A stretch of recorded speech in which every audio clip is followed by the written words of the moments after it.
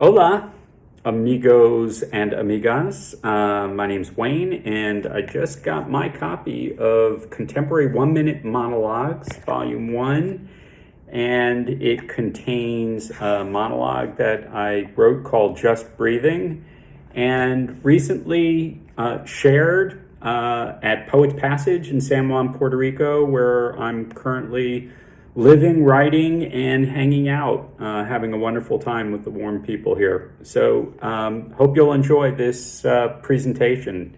Thanks to our friends for putting it together. The first time I stumbled into this place, I felt I needed to pinch myself.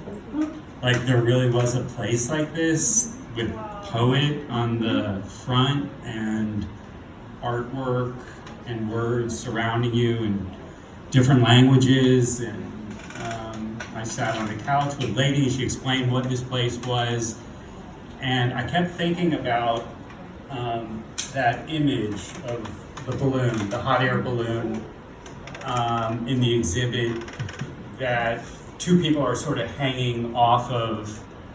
And I had just gotten off my hot air balloon from Washington, D.C., where I wrote a play about a hot air balloon for the Capitol Fringe Festival, which took place, for those of you that have been to the Georgetown area in D.C., the festival this year took place in an abandoned mall.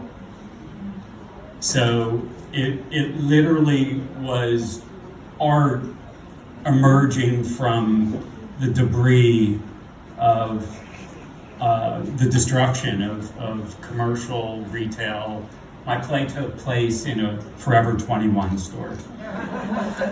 And I thought there was some poetic beauty in that, given how much I spent on my own kids in Forever 21.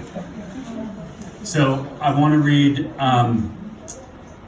from a monologue from that play that didn't make it into the show. My director got COVID a few weeks before the show, and then he got better and we put it together, and then our lead actor got COVID 2 days before the show, and the director had to step into his role. We had to cut some stuff out, and part of what got cut was my monologue. So I'm reading it tonight for the first time. I'd always meant for an actor and not for me. I was going to be behind the stage, behind the scenes, but it brought me great joy when I saw the balloon and saw what this place does. And it's another example of art overcoming adversity, which I think is maybe the theme of the poems I'll share. It's called Just Breathing. Ascension of fear, an inflated lung breathes from above. Hot air searing this lily sky. An inferno hisses and then halts to exhale and expose my buoyant aviary, choosing between rapture and rupture. Could I live with just one?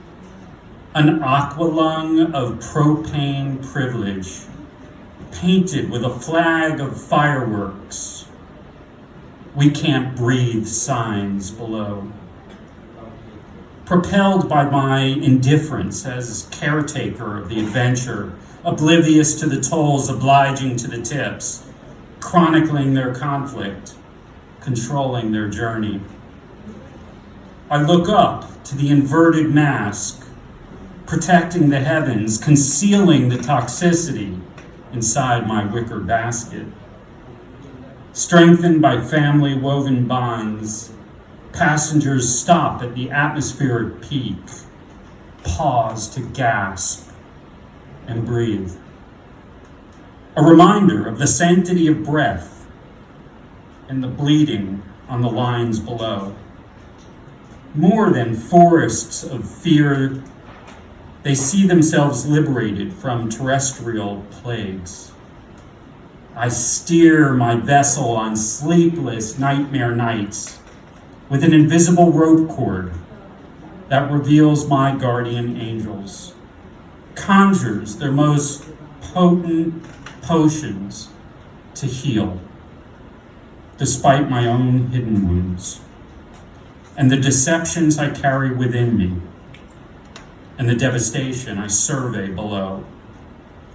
A suffocating breath across a divide, an invisible border. Come, Mason, come, Dixon, a destination of terrain. Now, Mason, on, Dixon, conjoined reindeer turned leopards, now spotted Siamese twins, freakish and frightened, destination and departure. Air-kissing creatures saving their sacred breath and quarantined coughs, sanitizing our war wounds as the balloon drifts, unconsciously rising and falling, unaware of the spikes and projections, the false bravado, the sorrow of each inhalation, rising from my thermal hot air balloon. A vent opens and air inflates like a whisper, untethered to one side or the other, an overground railroad of fleeting escape. I own everything in the air, my own breath, my own thoughts, my own navigation. I ascend and float, I open and release, disavowing destination while providing a journey that only I can guide or imagine.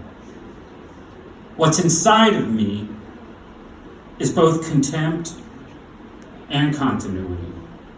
I reveal what I choose and to whom.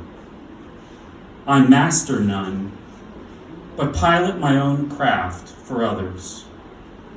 I am an attendant to none, but provide my services to others for my livelihood and their escape.